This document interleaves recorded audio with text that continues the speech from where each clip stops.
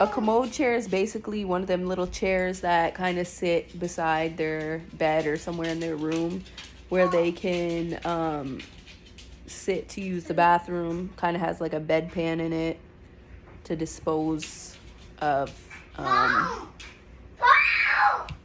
the urine or the fecal. When you're collecting specimen, there's a few different kinds of specimen to collect. You can collect specimen in the urine. You can take like a urine sample.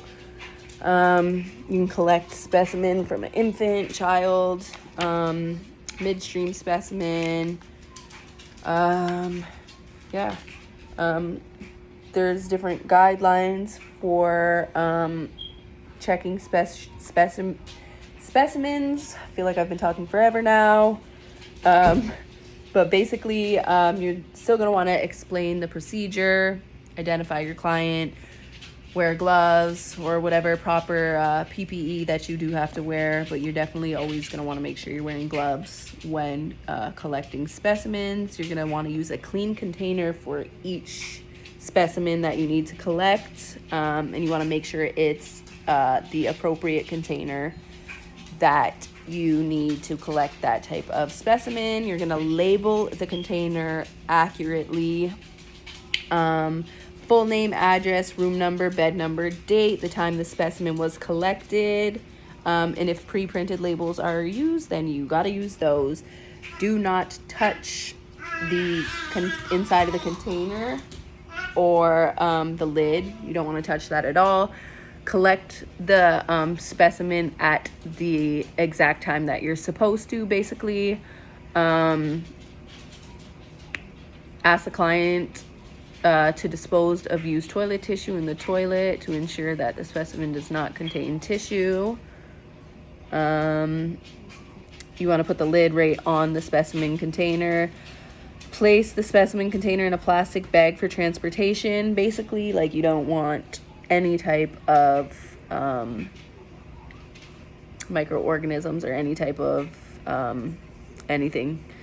You're going to want to follow your supervisor's instructions. If it's urine, you want to keep it cool. Basically, should be tested within 2 to 4 hours. But yeah, once again, you're always going to want to record your observations. If client's in pain when peeing or anything like that, odors, anything like that, you're going to want to make sure that you